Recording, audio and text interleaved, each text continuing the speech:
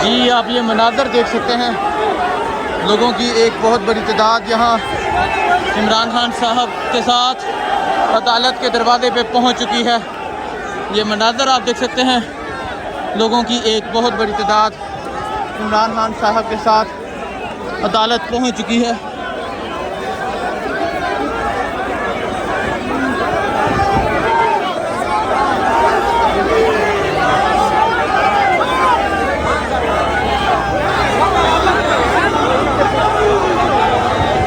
खान साहब अब इस वक्त एंटर हो रहे हैं कोर्ट के अंदर, और आप ये मनाज़र देख सकते हैं, लोगों की एक बहुत बड़ी तादाद यहाँ इमरान खान के लिए मौजूद है।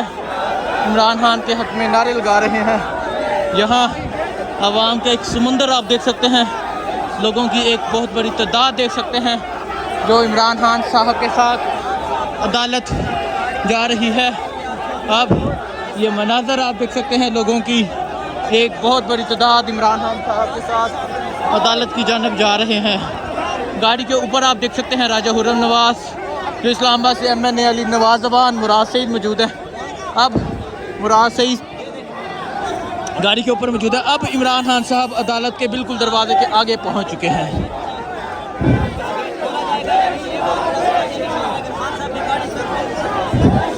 ये मनाज़र आप देख सकते हैं, इमरान खान साहब की गाड़ी बिल्कुल अदालत के आगे पहुंच चुकी है।